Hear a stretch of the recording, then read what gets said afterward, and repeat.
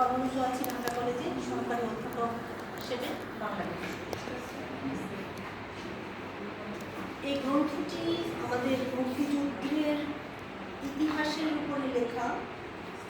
যে কথাটা আমি বলতে চাচ্ছি প্রথমেই, যে মুক্তিযুদ্ধ বাংলাদেশের বাঙালির সবচেয়ে বড় উজ্জ্বল ইতিহাস, এবং এই ইতিহাসটাকে নিয়ে অনেক কিছু সাহিত্যের ক্ষেত্রে অনেক লেখালেখি হয়েছে। কিন্তু ইতিহাসের যে অন্ধকারাচ্ছন্ন যে অংশটা আছে, যে বিষয়টা এই গ্রন্থটাকে উঠে এসেছে আমাদের যুদ্ধের দুই অংশ, নারী এবং পুরুষ।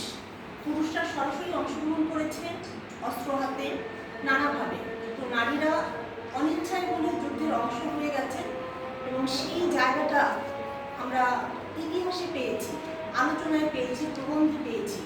কিন্তু গল্প আকারে বা এরকম কথা সাহিত্য রূপে নারীদের কথা বা এই নারীদের নির্যাতনের ফলে জন্ম নেওয়া যে শিশু, যাদের বলা হচ্ছে বৃদ্ধ শিশু, তাদের কথা কিন্তু সেভাবে গল্পের আকারে কখনো উঠে আসেনি।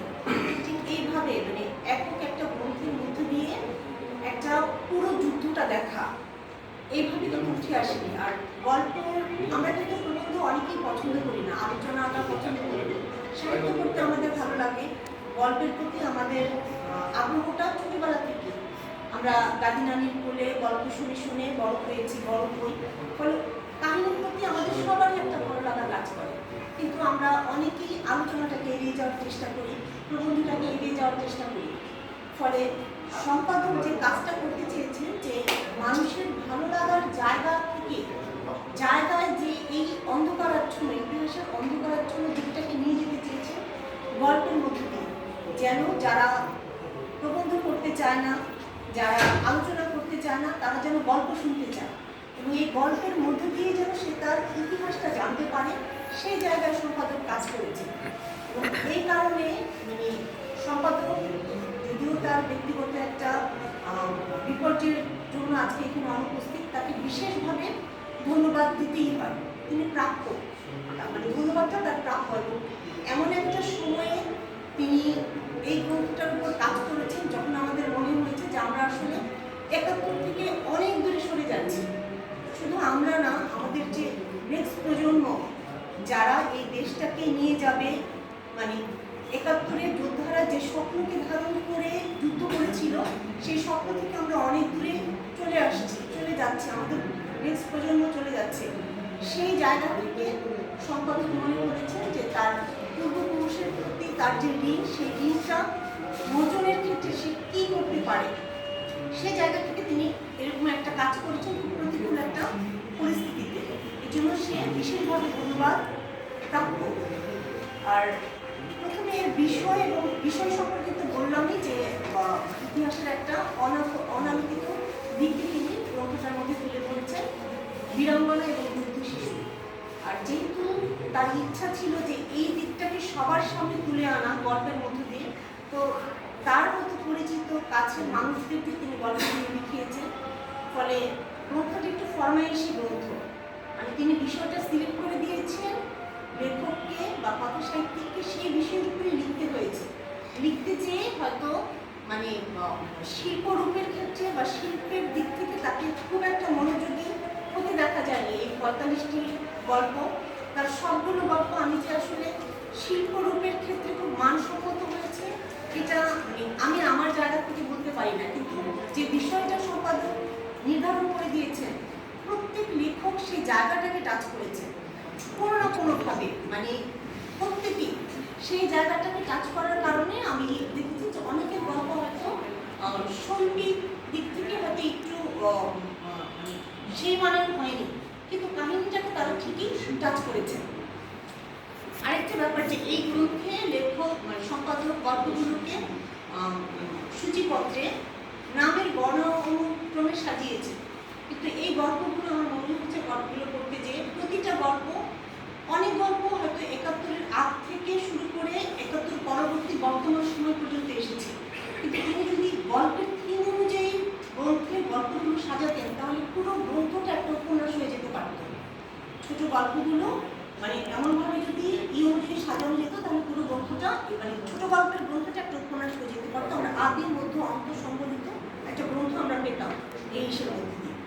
তো এবার আমি মোহাম্মদ আলী ভাই যে কথাগুলো বলেছেন যে গল্প ধরে ধরে একটু আলোচনা করার জন্য, অনেকগুলো গল্প তো সবগুলো তো সম্ভব না, আমি কিছু গল্প সম্পর্কে একটু বলছি। আমাদের গ্রন্থের যে মূল ব্যাপারটা বীরাঙ্গনা এবং যুদ্ধ শিশু, সেই বিষয়ক গল্প, এবং এই যে বিষয়টা আমার কাছে মনে হয়েছে এবং 45টা গল্পের মধ্যে এই বিষয়টার 3 গল্প আমার মনে হয়েছে, 2টা গল্পকে যেখানে আমি বলছি ঝর্ণা রহমানের মদিনা বিবির দাফন কাফন, এবং আরেকটা হচ্ছে আমি মেরিনা বেওয়া মা কচি বেওয়া। এই 2টা গল্প আমার কাছে এই গ্রন্থটার 3 গল্প মনে হয়েছে, যে একজন বীরাঙ্গনা, তার শিশু, তার পরবর্তী প্রজন্মকে আমরা কীভাবে ধারণ করছি। বীরাঙ্গনাদেরকে সম্মানিত করার জন্য 1972 সালে শেখ মুজিবুর রহমান তাদেরকে বলেছিলেন যে বীরাঙ্গনা, যুদ্ধে যে সমস্ত নারী নির্যাতিত হয়েছেন, ধর্ষিত হয়েছেন, তাদেরকে সম্মান দেওয়ার ক্ষেত্রে তাদেরকে তিনি উপাধি দিয়েছিলেন বীরাঙ্গনা, বীর যে অঙ্গনা। কিন্তু বাস্তবিক অর্থে আমরা দেখেছি এই বীরাঙ্গনা উপাধিটা নিয়ে তারা আসলে আমাদের সমাজে সম্মানের সাথে বাস করতে পারেননি, বরং আমাদের সমাজের যে পতিত বারাঙ্গনারা আছেন তাদের মর্যাদাটা তার চাইতেও নিম্ন পর্যায়ে গেছে। আমরা বাংলা সাহিত্যে দেখি যে মানে বাংলা সাহিত্যে না, সাহিত্য তো আসলে সমাজেরই অংশ, সমাজকেই সাহিত্য রিপ্রেজেন্ট করে। তো সমাজের যে বিষয়টা, যে বারাঙ্গনাদেরও সমাজে একটা মর্যাদা আছে। সেই চর্যাপদের যুগ থেকে যে কাপালিকরা রম্বী নারীদেরকে দিনের বেলায় গালাগালি করছে, নোংরা ভাষায় গালাগালি করছে, রাতের অন্ধকারে সেই কাপালিক তার কাছেই যাচ্ছে, তার শারীরিক প্রয়োজনে হোক, মানসিক প্রয়োজনে হোক, তার কাছেই যাচ্ছে। কিন্তু আমাদের যে বীরাঙ্গনা, যারা আসলে বারাঙ্গনার জীবনে মানে যাপন করতে বাধ্য হয়েছেন, তারা কিন্তু দিনে বা রাতে কোথাও এতটুকু সম্মান কারো কাছে পায়নি, কারো কাছেই না। ইভেন যে জন্মদাতা, যে জন্মদাত্রী, যার যে পরিবারে সে বড় হয়েছে, সেই পরিবারের পর্যন্ত তিনি অচ্যুত হয়েছেন, পরিবার থেকে তিনি বিতাড়িত হয়েছেন, নিগৃহীত হয়েছেন। মানে এই ব্যাপারটাকে আমার কাছে মনে হয়েছে যে মুক্তিযুদ্ধে একটা পুরুষ মুক্তিযোদ্ধা এবং একটা নারী মুক্তিযোদ্ধা যেভাবেই হোক অংশগ্রহণ করেছে। আমরা বলেছি, আমরা জানি যে মুক্তিযুদ্ধে কেউ যদি একবেলা খাবার দিয়েও কাউকে মানে সহযোগিতা করেছে, তিনি একজন মুক্তিযোদ্ধা আমরা বলি। তো যে নারী তার সর্বস্ব দিয়ে যুদ্ধের একটা অংশ হয়েছে, তার প্রাপ্যটা আসলে কি, এটা এই 2টা গল্পের মধ্যে আমার কাছে একদম মানে মনে হয়েছে স্পষ্ট হয়ে উঠে এসেছে। আরেকটা যেটা বলছিলাম, যে অনেক আগে আমাদের বিটিভিতে একটা বিজ্ঞাপন প্রচারিত হতো, কাঙালিনী সুফিয়া অভিনীত, যে মাটি কাটছে, কোদাল দিয়ে মাটি কাটছে, ইট ভাঙছে, যখন মজুরি নিতে যাচ্ছে তখন কাঙালিনী সুফিয়াকে মানে পুরুষের তুলনায় কম দেওয়া হচ্ছে।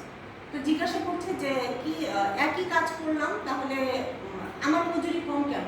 সে বলছে তুমি যে নারী। তখন বলছে যে এইটা আবার কোন বিস্তার? এই যে নারীর শ্রম, নারীর মেধা, নারীর মর্যাদা, নারীর কি বলে মূল্যায়নকে অবমূল্যায়নের যে ব্যাপারটা, এটা কিন্তু বাংলাদেশ জন্মের শুরু থেকে, যেটা আমরা এই নারী মুক্তিযোদ্ধা এবং পুরুষ মুক্তিযোদ্ধাদের প্রাপ্য অধিকার, সম্মান, মর্যাদার ক্ষেত্রে থেকে আমরা শুরু করেছি, দেখেছি। এবং সেই ব্যাপারটা আসলে এই মদিনা বিবির দাফন কাফনে আমরা দেখি, যে মদিনা, সে তাকে ধরে নিয়ে যাওয়া হয় এবং সে মানে ক্যাম্পে যাওয়ার আগে থেকেই তিনি সন্তান সম্ভবা এবং সেখানে যাওয়ার পরে তিনি যখন মানে চিহ্নিত হচ্ছে তিনি প্রেগনেন্ট, এ কারণে তার উপর মানে নির্যাতনটা মানে বিভৎসভাবে হয়। তার অনাগত সন্তান যেন মাতৃদুগ্ধ পান করতে না পারে, তার স্তন দুটি কেটে ফেলা হয়। এবং এরপরে যখন তিনি ফিরে আসেন, তার কন্যা, জন্ম নেওয়া যে কন্যা, সে মানে নির্যাতনের ফলে জন্ম না নিলেও কিন্তু তিনি যুদ্ধ শিশু হিসেবে পরিচিত হন এবং সমাজে একঘরে হয়ে যায়। বীরাঙ্গনা হওয়ার কারণে সমাজে একঘরে হয়ে যায়। মদিনা, তার মেয়ে সকিনার স্বামী পরিত্যক্ত হয় কেন? কারণ তার মা বীরাঙ্গনা। সকিনার কোনোই দোষ নাই, মানে সে বীরাঙ্গনা, সে কিছুই না, যুদ্ধ মানে অংশগ্রহণও করেনি সে, কিন্তু সে যে বীরাঙ্গনার সন্তান, এ কারণে সে স্বামী পরিত্যক্ত হয়েছে। এবং তার যে সন্তান, সকিনার যে সন্তান মাইমুনা, একটা শিশু, সে তার শৈশব জীবন বঞ্চিত হচ্ছে কেন? তার নারী বীরাঙ্গনা। মানে এই যে প্রজন্মের পর প্রজন্ম বয়ে বেড়ানো গ্লানি, এইটাকে আমাদের বীরাঙ্গনাদের প্রাপ্য ছিল। এবং সরকার চাইলে পারতেন মানুষের মানসিকতাটাকে চেঞ্জ করে দিতে, মানে এটা কিন্তু ঝর্ণা রহমান দেখাচ্ছেন যে যখন তিনি দাফন করা হচ্ছে তখন পর্যন্ত মানুষ ভেটো দিচ্ছেন যে বীরাঙ্গনার দাফন হবে না। মানে কি অপরাধে তার একজন সাধারণ মানুষের মতো, মুসলিমের মতো তার দাফন হবে না সেটা সে জানে না, তার মেয়ে জানে না, তার নাতি জানে না, তার অপরাধ সে ৭১-এ দূষিত হয়েছে। যখন উপজেলা শিক্ষা অফিসার বললেন যে না, এটা অন্যায়, সরকার নারীকে মর্যাদা দিয়েছে, আমাদেরকেও দিতে হবে, একজন শিক্ষা অফিসার যখন ঘুরে দাঁড়ালেন সবাই দাঁড়িয়ে গেলেন।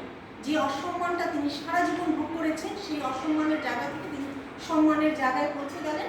তাকে বীরের সাথে মানে বীরদের যেভাবে দাফন কাফন করা হয় তাকে সেভাবে দাফন কাফন করা হয়েছে।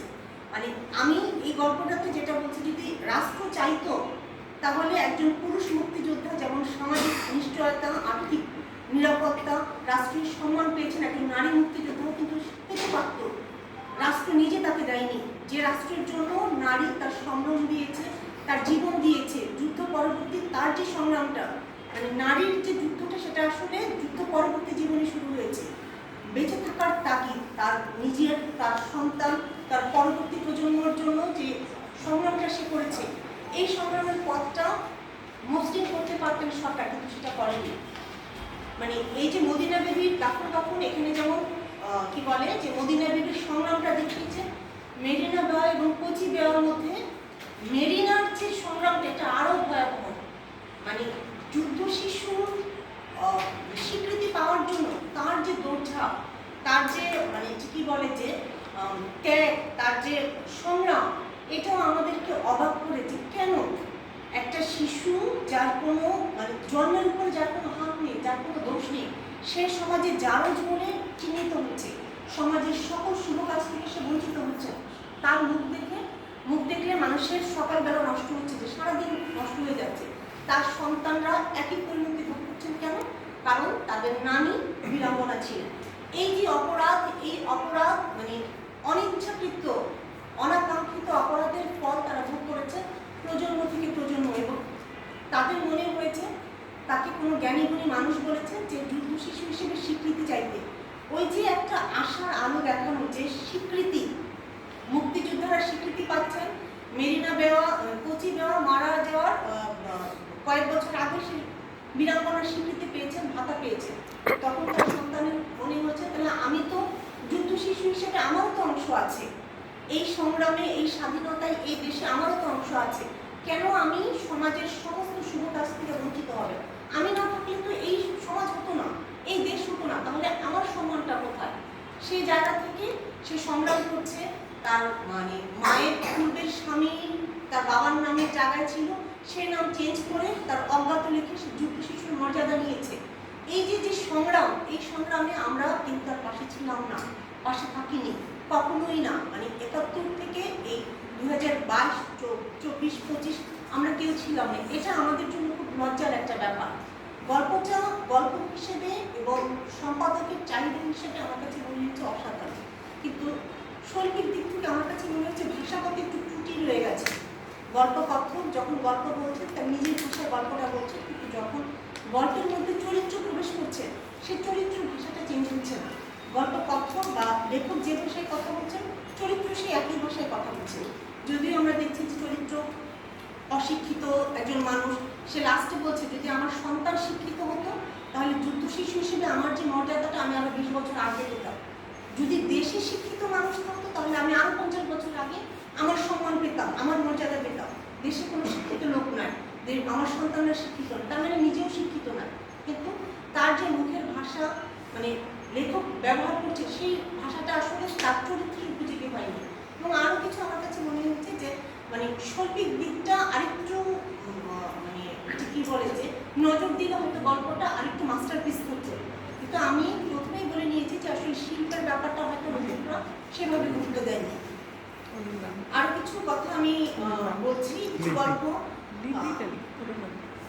বেশ কিছু গল্পের মধ্যে আমার কাছে মনে হয়েছে শৈল্পিক দিকটা নিয়ে একটু কথা বলি, যে গল্পগুলো যেহেতু চাহিদা মাফিক লেখা হয়েছে, গল্পের আদি মধ্য অন্তের মধ্যে কিছুটা মানে অসামঞ্জস্য রয়ে গেছে। কারণ একটা গল্প যুদ্ধ জন্মের ইতিহাস, ইস্তিয়াক এবং সিলভিয়ার কাহিনী, যুদ্ধ শিশু, দুজনেই যুদ্ধ শিশু, এবং কি বলে ভাই বোন ভাই বোন তারা। তো এই যে যে গল্পগুলো, আরো কয়েকটা গল্প এমন যে হয়তো বহির্বিশ্বে ঘটনাটার সূত্রপাত হয়েছে, একটা সূত্র ধরে তারা যুদ্ধ শিশু মানে এই পরিচয়ে তারা নিজেদের জন্ম পরিচয় খুঁজতে এসেছে, খুঁজতে এসে এত কাকতালীয়ভাবে সমস্ত কিছু মিলিয়েছে। এটা আসলে আমার কাছে মনে হয়েছে যে গল্পের বাস্তবতা, মানে গল্পটা ঠিক আছে, কিন্তু গল্প করতে গিয়ে তুমি আমার মনে হয়েছে আমি আসলে মানে বাস্তব জগতে না, মানে একটা কাল্পনিক জগতে গেছি। তখন কিন্তু আসলে গল্পটা ঠিক শিল্প মানের পর্যায়ে কি হয় না, উন্নীত হয় না। সেই জায়গায় আমার কাছে মনে হয়েছে যে কিছু ঘাটতি রয়ে গেছে। যুদ্ধ জন্মের ইতিহাস এখানেও আছে। তারপরে আরেকটা গল্প মানি প্লান্টের চারা, এটার কাছে আমার কাছে মনে হয়েছে যে মানে কাকতালীয়ভাবে দুলালী হাসেন, ডক্টর হাসেন তার সন্তান নিজের বাবার মানে বৃদ্ধ বয়সে বলা একটু আবল তাবল কথা সূত্র ধরে বাংলাদেশে আসেন এবং সেই সূত্রে বাবার যে পরিচিত মেয়ে বীরাঙ্গনা অপর্ণা তাকে খুঁজে বের করা, মানে একটা কাকতালীয়ভাবে জাস্ট মোজামিল দিয়ে ঘটনাটা শেষ করা, মূল থিমটাকে রেখে ঘটনাটা শেষ করা। এই জায়গাগুলোতে আমার কাছে মনে হচ্ছে একটু মানে বাস্তবতাকে টাচ করেনি এই জিনিসগুলো। আরেকটা ব্যাপার ধূসর ঘাটের বিশ্ব নদীপুর, এই গল্পটা আমার কাছে মানে আগাগোড়াই একটু দুর্বল মনে হয়েছে এবং এখানে আমার কাছে মনে হচ্ছে যে সৈয়দ শামসুল হকের যে গল্পটা পায়ের আওয়াজ পাওয়া যায় সেটার একটু ছাপও আছে এবং এখানে ভাষাগতই মানে পূর্বপরি গল্পটা আমার একটু মানে অসামঞ্জস্যপূর্ণ লেগেছে। বিশেষ করে যে বীরাঙ্গনা তার যে সন্তান, সেই সন্তানের প্রতি মানে তার যে মমতা, মানে তার স্বামী কালো, সেই কারণে বীরাঙ্গনা হয়ে তিনি যে সন্তানটাকে জন্ম দিয়েছেন সেই সন্তানটা কালো হয়নি, তার স্বস্তি এই জায়গায়। মানে এই জায়গাটা আমার কাছে আসলে যে গল্পটা বা যে থিমটাকে ধারণ করে লেখা গল্পগুলো, সেই জায়গাটা আমার কাছে মনে হয়েছে যে ঠিক মানে অনুভূতিটাকে টাচ করতে পারেনি এই জিনিসগুলো। আর কিছু গল্প চামুন্ডা আখ্যান আমার কাছে ভালো লেগেছে মানে কি মানে চামুন্ডা আখ্যান গল্পটা সম্পাদক বলেছেন যে এটা মানে সত্য ঘটনা অবলম্বন করে লেখা। তো সেক্ষেত্রে আচ্ছা অবলম্বন করে আমি আরেকটা মানে গল্পগুলো মোটামুটি সুন্দর, কিছু কিছু গল্প মানে একটু মানের দিক থেকে আমি নিম্নমানের বলবো না, ওই জায়গাগুলো যে ফরমাইশি বলে বা তাগিদ দিয়ে লেখানোর কারণে লেখকরা সেইভাবে সময় দিতে পারেননি বা সেই জায়গাটাকে চিন্তা করতে পারেনি। থিমটা নিয়ে এত বেশি বিভোর ছিলেন যে ওই জায়গাটায় বিষয়টাকে তারা মানে ফুটিয়ে তোলার চেষ্টা করেছে, কারণ শিল্পের দিকে সেভাবে নজর দিতে পারেনি। আমাকে সম্পাদক একটা ব্যাপার একটু মানে টাচ করতে বলেছেন যে যেহেতু আমার একটা বাচ্চা আছে 12+ এবং আমি আমার যারা স্টেক হোল্ডার আমার যে স্টুডেন্টরা আছে তাদের বয়সও মানে 16+। তো উনি যেহেতু 14 থেকে 18 বছর বয়সের শিশুদের জন্য গ্রন্থটা সম্পাদন করতে চেয়েছেন, সেক্ষেত্রে তাদের জন্য গ্রন্থটা কতটা উপযোগী। কিছু গল্প আছে একদম পারফেক্ট, কিন্তু কৈশোরের যে সময়টা, বয়সন্ধির যে কালটা, আমরা 10 বছর থেকে শুরু করি 17, 18 বছর পর্যন্ত এই সময়টা আমরা কৈশোর কাল হিসেবে করি, কিন্তু প্রত্যেক বাচ্চার বয়সন্ধি কিন্তু এক সময়ে আসে না। মানে কারো হয়তো কিছু বছর 2 আগে বা পরে আসে এবং সম্পাদক তার সম্পাদকীয়তে বলছেন যে আমরা এখন যেহেতু ডিভাইসের যুগ, আমাদের বাচ্চারা অনেক কিছু দেখছে, শুনছে, জানছে এবং 8ম শ্রেণী থেকে আমাদের শারীরবৃত্তীয় নানা বিষয়গুলো করানো হচ্ছে পাঠ্য হিসেবে। তাহলে আমাদের এই বইটা আমরা কৃষকদের হাতে নির্দ্বিধায় তুলে দিতে পারি কিনা। কিছু গল্প সম্পর্কে আমি বলছি যে কোনো সমস্যা নির্দ্বিধায়